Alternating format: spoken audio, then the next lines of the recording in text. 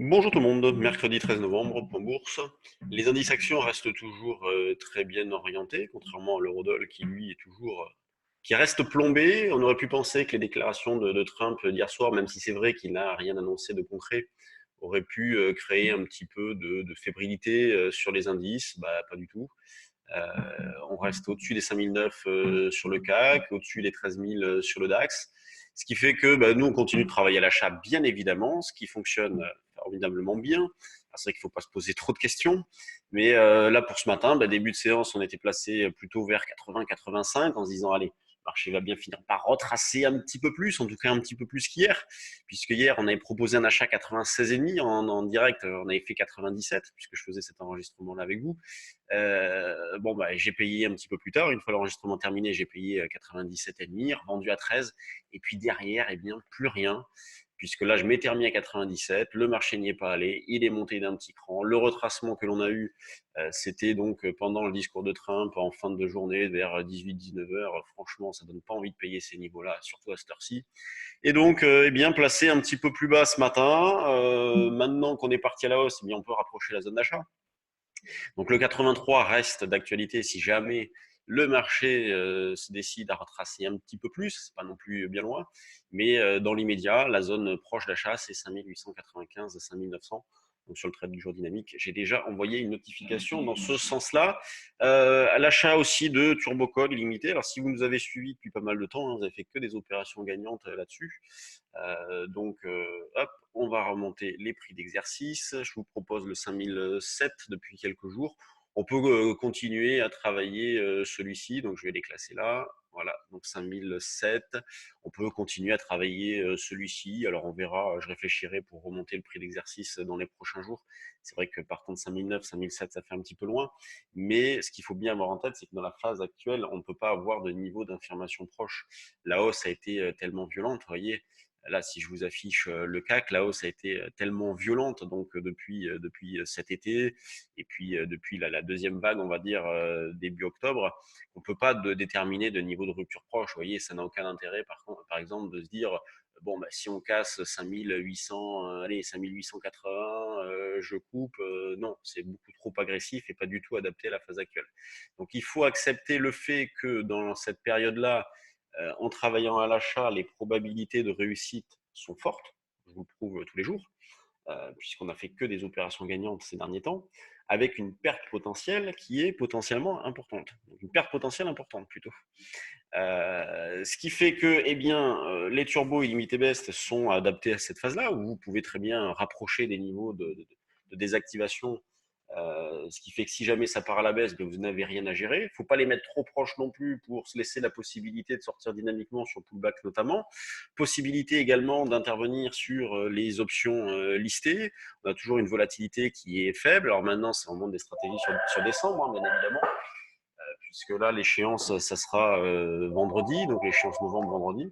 Donc vous pouvez monter des positions sur décembre en achetant des calls. Alors c'est vrai qu'étant donné qu'on est en début d'échéance, le nombre de jours étant important, eh bien les options sont très chères. Vous voyez, si par exemple je vous affiche du décembre, 6000, il vaut quasiment 40 points. Alors 40 points, c'est un point par jour. Alors, ramener au jour, c'est pas beaucoup. Mais c'est vrai qu'en termes de pognon, ça fait un petit peu. Mais c'est possible si vous travaillez des synthétiques. C'est ce strike-là que vous choisirez.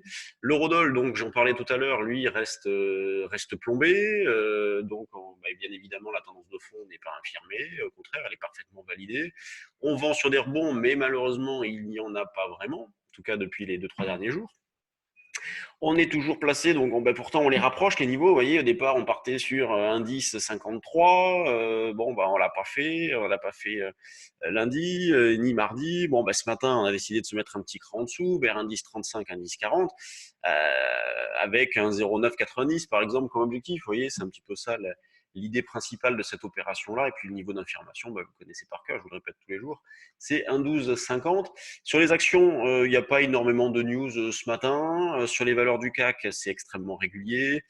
Ici, leur plus forte hausse, Saint-Gobain, plus forte baisse, un volume 160 millions à 9h25, ce qui est extrêmement faible. Les grosses pondérations évoluent en ordre dispersé. Et là, on peut entendre des commentaires quand vous écoutez par exemple le BFM. Il n'y a pas de complaisance sur ce marché. certains gérants sont chauds bouillants, d'autres sont hyper méfiants et sous-investis. Il y a des divergences fortes dans les avis.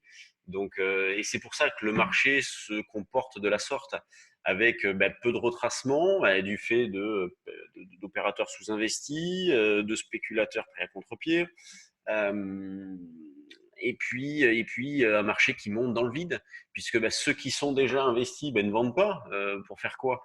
Étant donné que le marché ne retrace pas, ok, vendre c'est une chose, mais encore faut-il avoir la possibilité pour optimiser de reprendre sur un repli, ce qui n'est pas aisé dans la période actuelle. Ou alors il faut se contenter de petits replis, mais ils ne sont pas vraiment là pour ça. Et ils ne vont pas prendre des gestions, ne vont pas prendre un risque de sortir pour reprendre 20 points en dessous. Par exemple, si je prends l'exemple du CAC, ou sur des actions 2-3%, non, il leur faut des mouvements un petit peu plus importants.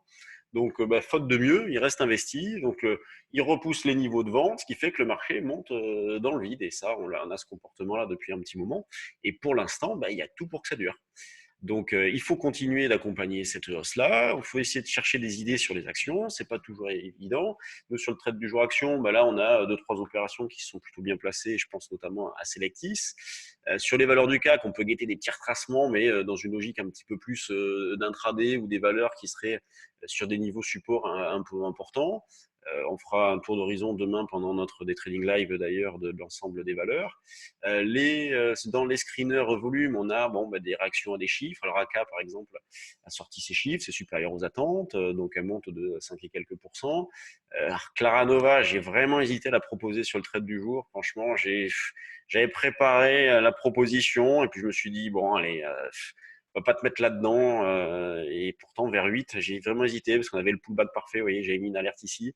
On a eu le pullback parfait, elle repart. Bon, tant pis. Ça fait partie du jeu. Le trading, c'est des choix. Parfois, ils sont bons, parfois moins bons. Ensuite, on a Ribert. Et vous voyez, ce qui est intéressant et ce qui a remarqué ce matin, c'est que vous avez 37 valeurs dans cette liste-là, donc les valeurs sur lesquelles il y a du volume. Et vous en avez 1, 2, 3, 4, 5, 6, 7, 8, 9 seulement à la hausse. Alors que l'indice, lui, il fait rien, hein, il est autour de 0, moins 0,15, vous voyez, c'est pas genre on perd 1% sur le CAC, donc c'est assez logique. On a une grande méfiance sur les valeurs, et en tout cas les volumes. Les valeurs sur lesquelles il y a du volume sont plutôt orientées à la baisse. Donc vous voyez, ça met dans la colonne des indications négatives. C'est pas quelque chose de fort pour jouer un directionnel baissier, bien évidemment, mais c'est à mettre dans un petit coin, et peut-être qu'on le ressortira dans quelques temps en se disant tiens, ça a été le début de quelque chose. Donc il faut guetter ce genre d'indication-là. Bon, c'est rien de bien fort comme je le dis. Mais c'est à remarquer. Sur le fond, allez, on va essayer d'acheter un petit peu de CAC, un petit peu de DAX, un petit peu de Call, un petit peu de Turbo, de vendre un petit peu de Rodol aussi, et puis on vous montrera ça demain pendant le Day Trading Live, 9h midi sur inscription. Vous êtes les bienvenus. Je vous laisse. Donc on se retrouve pas demain en raison du Day Trading Live. On se retrouvera vendredi. Salut.